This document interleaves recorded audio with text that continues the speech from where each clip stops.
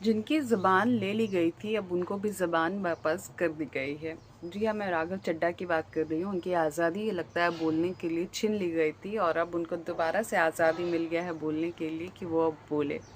तो कल मैं राघव चड्ढा का पार्लियामेंट में बयान सुन रही थी और जिस ताव के साथ जिस तेज के साथ वो बोल रहे थे और आवाज़ बिल्कुल बुलंद करके बोल रहे थे कि मैं कोई साउंड बाइट नहीं, मैं कोई कैमरा के सामने प्रेजेंस के लिए नहीं बना हूँ। मुझे ज़रूरी नहीं कि बार बार मीडिया में जाके बयान देना। मैं चाहता था कि सरकार जब काम करे तब मैं बोलूँ पार्लियामेंट में। मैं चाहता था कि इस मुद्दे पर पार्लियामेंट में बहस हो, ना कि पब्लिकली। तो राघव चड्ढा जी, मैं जब ये पढ़ रही थी जो शिक्षा प्रणाली में सुधार के लिए बिल पास हुआ, उसमें जब मैं उसको स्टडी कर रही थी तो उसमें 3 प्रमुख बातें हैं। पहले कि आपने सज़ा को बढ़ा दिया है, वेरी गुड। आपने फ़ाइन बढ़ा दी है, वेरी गुड।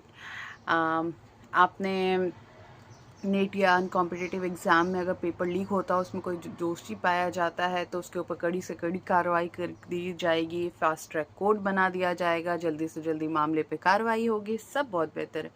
पर मुझे ये बताइए कि जिस सिस्टम से ये प्रॉब्लम हुआ शुरू, बहुत अच्छे से आपको भी पता है, बहुत अच्छे से मुझे भी पता है और कई वो लोग जो इस सिस्टम का हिस्सा, उनको पता है कि शुरुआत कहाँ से होती है।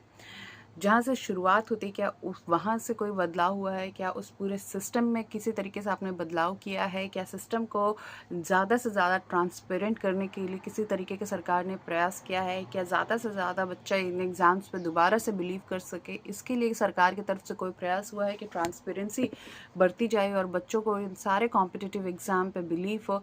ये सब कुछ नहीं हुआ है। हुआ क्या है कि आप सज़ा को बढ़ा दी है, आपने फास्ट ट्रैक कोर्ट बना दिया कि ज़्यादा से ज़्यादा मामले को निपटाया जा सके, आपने फ़ाइन बढ़ा दिया है।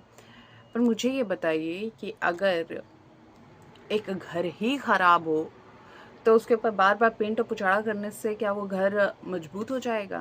पहले मजबूत घर बनाना होता है, उसके बाद आप पेंट पुचाड़ा साज सजावट करते रहिए, लेकिन यहाँ तो घर ही कमज़ोर है मालिक, उसको सुधारिए।